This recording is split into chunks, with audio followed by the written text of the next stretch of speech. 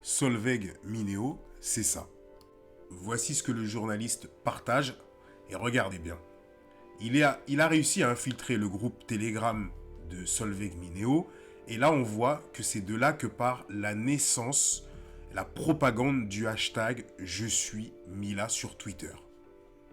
Et maintenant, écoutez cet audio qu'il a enregistré, et vous allez voir qu'elle est contente du résultat, et notamment autour de ce hashtag, et que maintenant, elle veut justement prendre toutes les photos des personnes qui auraient pu menacer éventuellement la jeune fille Mila, puisque le but de ce tweet était surtout qu'elle se fasse attaquer, puisqu'en partageant cette vidéo virale sur les réseaux sociaux, il savait pertinemment qu'il y aurait quelques détraqués qui auraient quand même attaqué Mila en lui disant que c'était pas correct, ou même limite des grands fanatiques qui auraient pu la menacer. Et là maintenant, le but pour elle, écoutez bien l'audio, c'est que ça arrive jusqu'à une protection policière. Les enfants, juste un petit audio rapide pour vous dire à tous merci d'avoir été très réactifs pour Mila. C'est en train de très bien décoller, je suis très très contente. Je suis juste très fatiguée parce qu'en fait, j'ai passé l'après-midi à m'entretenir avec elle, à traiter les centaines et centaines de screens, c'était un truc de fou. Voilà, ça a été beaucoup de travail, surtout que c'est pas fini parce que il va falloir que le mouvement dure pour qu'elle obtienne une protection policière. Donc je vous tiendrai au courant très rapidement. Il y a aussi une vidéo en préparation. Vous savez que j'avais un peu interrompu mon cycle de vidéos et là je reprends même si toutes les conditions sont pas réunies. Regardons quelques autres exemples de messages. Donc là tout en haut, en plus, cher, ça pourra à un moment retomber sur les juifs. Belle Arienne, elle est très belle, oui, elle est grande, une vraie Arienne. Donc là, on a affaire à une idéologie hitlérienne. Et écoutez par la suite ce qui va se produire. Écoutez ce qu'elle est en train de dire, comment elle est rentrée en contact avec Mila, et comment ils ont fait un pari sur cette affaire, comment ils vont organiser cette affaire. J'ai pu sortir cette affaire-là, c'est parce qu'il y a une relation de confiance qui s'est nouée entre Mila et moi. Je suis la seule personne avec qui elle a accepté de collaborer. C'est elle qui m'a appelé d'ailleurs, via Snapchat, quoi. C'est elle qui m'a ajouté sur son compte secret Snapchat, etc. Grâce à un de mes abonnés qui lui avait écrit pour lui conseiller, etc. Et ça a été possible parce que avant de me contacter, elle a regardé un peu qui j'étais, ce que je faisais, etc.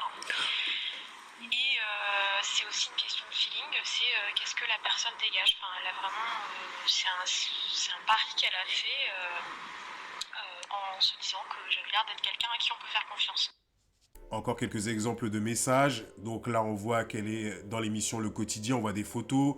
Donc là, on voit qu'ils sont en train de représenter l'animateur qui, s'il te plaît, attend des excuses de la part de Mila. Et là, on voit qu'il y a marqué non. On voit le visage fermé de Mila qui veut dire non. Donc ça veut dire qu'au préalable, quand elle est venue sur le plateau, elle savait pertinemment, et pour ceux qui ont vu cette émission, ils ont vu clairement qu'elle n'avait aucun remords sur ses propos, notamment le blasphème qu'elle a pu avoir au niveau de la religion, mais également ses propos qu'elle a tenus envers les musulmans.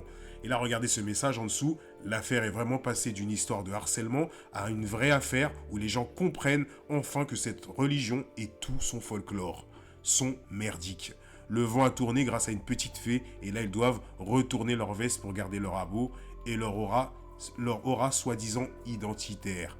Donc là on voit clairement que Mila est en mission et que des gens sont en train de l'épauler pour qu'elle puisse faire du tort aux musulmans. Mais ce qui est intéressant, c'est de voir l'audio qui va suivre, d'écouter l'audio qui va suivre, et là vous allez voir que même la mère de Mila est de mèche. Et donc, en vérité, bien souvent derrière des enfants qui sont remplis de haine, qui peuvent être limite racistes, il y a également des parents bien souvent racistes derrière. Oui, écoutons ça. Officiel, Facebook, l'unique page, c'est celle dont le lien se trouve dans l'article Bellica. À la fin de l'article, il y a le lien vers sa page officielle. C'est la seule page où elle s'exprime par communiqués qu'elle me transmet, communiqués qui sont validés par sa mère. Je suis la seule personne qui s'occupe pour l'instant de sa communication publique et c'est moi qui gère la page de communication officielle. Et justement sur cette page, elle a transmis un petit communiqué où elle disait de ne prêter aucun crédit à tous les comptes qui sont créés. Elle n'a plus de réseaux sociaux. Voilà.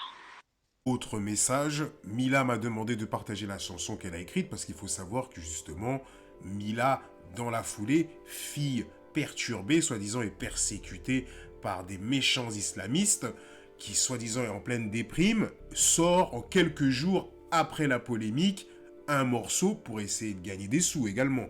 Donc, quitte à faire de l'incitation à la haine, et bien également, il faut essayer de s'en mettre plein les poches.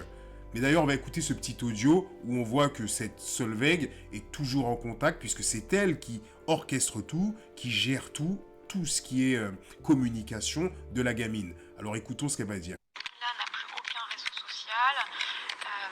Elle a fait un petit communiqué qu'elle m'a transmis et que j'ai publié sur la page indiquant que tous les comptes qui se réclamaient d'elle étaient faux. Elle n'a jamais présenté ses excuses ni quoi que ce soit. Enfin, franchement, on dirait qu'ils attendent que ça, en fait. Moi, je pense que c'est parce qu'en fait, cette nénette de 16 ans, elle les fait se sentir merdeux. Parce qu'avec ses grosses couilles, elle a dit à la France entière qu'elle en avait plein le cul des musulmans. Voilà ce que je pense. On peut voir dans cet audio que Solveig Mineo jubile parce que Mila a dit clairement à la France entière qu'elle en a marre des musulmans. Et on voit également qu'elle est très heureuse du fait que Mila n'ait pas présenté de réelles excuses à la communauté musulmane. Les amis, cette vidéo arrive à sa fin. Le constat que je peux faire, c'est que cette Solveig Mineo a utilisé Mila comme un pion, même si elles sont complices. Mais en fait, à travers cette gamine de 16 ans, elle s'est vue à travers cette gamine de 16 ans. Sauf que elle a utilisé le jeune âge de Mila pour pouvoir faire le sale boulot.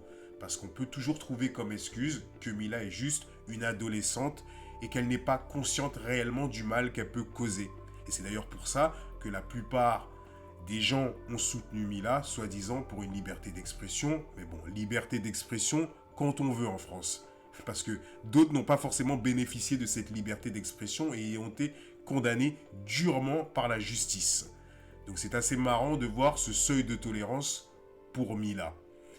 Une fois de plus, on va constater que la France reste très laxiste dès qu'il s'agit de l'islamophobie. Et vous avez vu que à chaque fois, les politiques, les médias participent également à développer, à encourager cette islamophobie à travers des fausses informations de ce genre. Un média comme Mediapart, qui a l'habitude de faire des investigations, n'a même pas cherché à faire un réel travail d'investigation au sujet de cette affaire. Il a fallu que ce soit un journaliste belge qui va transmettre des écoutes de ce groupe de Solveig Mineo. Sur ce, les amis, je vous dis à